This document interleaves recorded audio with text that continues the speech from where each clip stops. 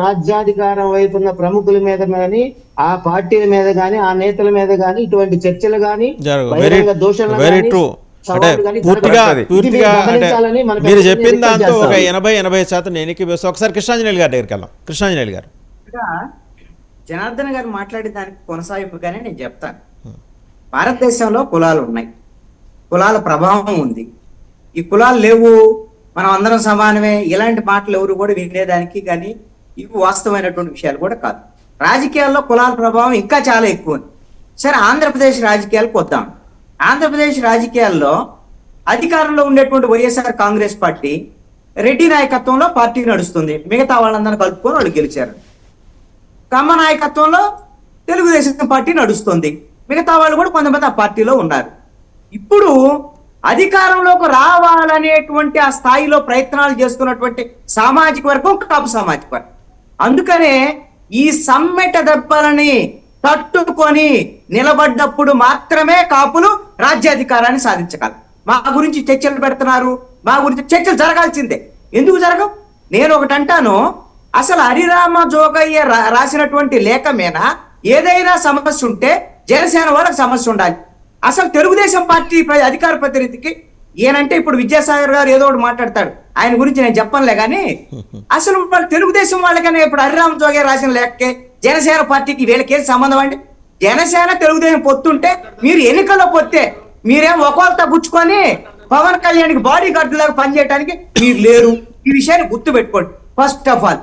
ఇంకోటి ఏంటంటే, శాంతి ప్రసాద్ గారు ఇందాకేమన్నారు అని అంటే, ఎస్ వాళ్ళకి అందరికి సమాధానం చెప్పేశారు, మీరు 24 వాళ్ళు ఇవ్వలేదు, ఈయనే తీసుకున్నాడు, ఇవన్నీ అసంతృప్తి ఉంది అనేటువంటి ఒక వాస్తవమైనటువంటి విషయాన్ని శాంతి ప్రసాద్ గారు అంగీకరించారు. ఎవరైనా అంగీకరించాల్సిందే.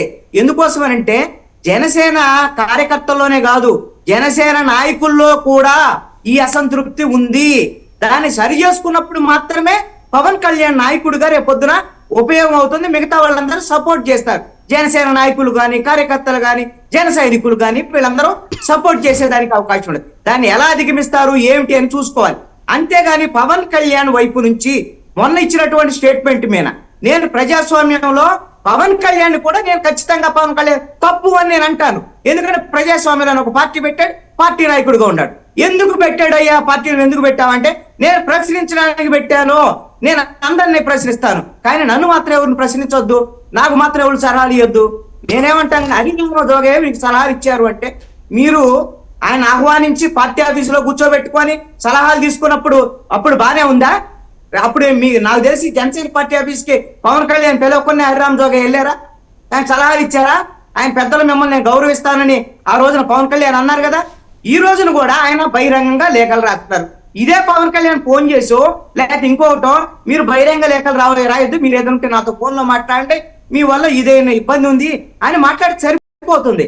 అంతేగాని జగన్మోహన్ రెడ్డిని ఏ విధంగా అయితే రాజకీయంగా దూషించాడో, మాట్లాడాడో, రాజకీయ శత్రువుగా చూశాడో, అలాగా శత్రువుగా హరిరామ జోగయ్యని, ముద్రగడ్డ పద్మనాభని పవన్ కళ్యాణ్ చూడాల్సినటువంటి అవసరం లేదు. వాళ్ళు రాజకీయ ప్రత్యర్థులు కాదు పవన్ కళ్యాణ్కి. ఆయన రాజకీయ మేలు కోరుకునేటువంటి వాళ్ళు. అది నచ్చితే తీసుకో, నచ్చకపోతే తీసుకో. మాకు నువ్వు అన్ని కరెక్ట్ చేస్తున్నావు అనుకో, నీ జన సైనికులందరూ నీ వెంటే ఉంటారు. వాళ్ళు చేసే లేఖలు నీకేమవుతాయి? ఏమీ కావు కదా. ఈ విషయంలో ఒకసారి పునరాలోచన చేసుకొని పవన్ కళ్యాణ్ పెద్దలైనటువంటి హరిరామ జోగయ్య, ముద్రగడ్డ లాంటి వాళ్ళు, ఇలాంటి వాళ్ళకి సంబంధించినటువంటి అందరి విషయంలో కొంచెం ఆచితూచి వ్యవహరించాల్సినటువంటి అవసరం ఉంది అని నేను అంటాను. అయితే ఇక్కడ కాపులు అని అందరూ అంటారు అని పవన్ కళ్యాణ్ కూడా చాలా సందర్భాల్లో కూడా మాట్లాడుతున్నారు. నేను ఒకటేమంటాను, మీకు అందరికి వెన్నుముక ఈ రోజున ఒక పార్టీకి ఒక సామాజిక వర్గ నాయకత్వంలో మిగతా వాళ్ళు నడుపుతారు. ఇందాక పార్టీలు చెప్పినట్టు ఇప్పుడు పవన్ కళ్యాణ్ కూడా రేపొద్దున భవిష్యత్తులో ఆయన అన్నట్టు 25 ఏళ్ళలో ఎన్నాళ్ళకో ముఖ్యమంత్రి అయితే దానికి ప్రధానమైనటువంటి కారణం కాపులే. అంతేగాని ఆయన వేసుకొచ్చి మాలామాలికలు ఆయన ఏమైనా ఓన్ చేసుకునేటువంటి పరిస్థితి ఆయన నేను రెల్లి అని చెప్పుకున్నంత మాత్రాన ఉండదు. ఇది ప్రాక్టికల్ ఇంపాసిబుల్. ఇది నేను జరుగుతున్నటువంటి వాస్తవమైనటువంటి స్థితిని చెప్తున్నాను. కొంతమంది కొన్ని పార్టీలకి ఓట్లేస్తే వేయొచ్చామో, కానీ వెన్నుదన్నుగా ఉండేటువంటి వాళ్ళు మాత్రం కాపు కాసేది మాత్రం కాపులే. మరి వాళ్ళని కాదనుకుంటే ఇక నీకెవరుంటారు? అంటే నిన్ను బలహీనపరచడానికి ఏమైనా కుట్ర జరుగుతుందా పవన్ కళ్యాణ్ అనేటువంటి ఆలోచించుకోమనేటువంటిది కూడా నేను ఆ విధమైన సూచన చేయదలుచుకున్నాను. ఇంకొకటి ఏంటి అంటే ఒక పార్టీని సమూలంగా నాశనం చేయటం అంటే ఇదేమి కట్లు కట్టారు తీసుకొని చంపేయటం కాదండి. ఇదేమి కాదు. మీరు విద్యాసాగర్ గారు తెలుసుకోవాలి. మీరు ఒక సింపుల్ ఉదాహరణ చెప్తా. పశ్చిమ బెంగాల్లో ఏం జరిగింది? 3 దశాబ్దాలు పరిపాలించినటువంటి కమ్యూనిస్టు పార్టీలని సున్నాకు తీసుకెళ్లారు. అదే విధంగా జాతీయ పార్టీగా ఉన్నటువంటి దేశంలో అత్యధిక సంవత్సరాలు పరిపాలించినటువంటి కాంగ్రెస్ పార్టీ సున్నాకి వెళ్ళిపోయింది. ఎలా వెళ్ళిపోయింది? బీజేపీ ఏం చేసింది? ఎవరితో కుమ్మక్కైంది? కుమ్మక్క రాజకీయాలు నడిపింది బీజేపీ. మీరు ఆలోచిస్తే తెలిసిద్ది. తృణమూల్ కాంగ్రెస్, బీజేపీ ఇద్దరు కలిసి 2 ప్రధానమైనటువంటి జాతీయ పార్టీలు అక్కడ అయ్యే ప్రాంతీయ పార్టీలు కాదు. అయినా సరే వాళ్ళిద్దరు జీరోకు పడేశారు. ఆంధ్రప్రదేశ్ లో ఆల్రెడీ ఓడిపోయినటువంటి తెలుగుదేశం పార్టీని రేపు పొద్దున ఇప్పుడు 23 వచ్చినాయి, ఇదే 43 వచ్చినాయి అనుకోండి, ఏం చేస్తారు తర్వాత? మిగలరు ఎవరు? 43 మంది మిగులుతారా? పురంధేశ్వరి వెనకాల అమ్మ అని చెప్పేసి నువ్వే మాకు నాయకత్వం వహించాలని వాళ్ళే వెళ్ళిపోతారు. ఎవరు అక్కర్లేదు. అందుకే వాళ్ళు బీజేపీ వాళ్ళు పురంధేశ్వరిని తెచ్చిపెట్టింది. అప్పుడేం చేస్తారు? మిమ్మల్ని కత్తులు కటార్లు పెట్టుకొని వీళ్ళందరూ ఎమ్మెల్యేని ఏం చేయక్కర్లా, జీరో చేయటువంటి ఇదే. ఇంకో ఈ 2029 ఎన్నికలకి ఎక్కడ ఉంటుంది తెలుగుదేశం పార్టీ? ఈ రోజు ఆంధ్రప్రదేశ్ లో కాంగ్రెస్ పార్టీ ఉందా? కాంగ్రెస్ పార్టీ 1.2% వస్తే ఇంకొక % పెరిగిద్దేమో షర్మిల వస్తే. ఇంతకన్నా ఇంకేం కావాలి?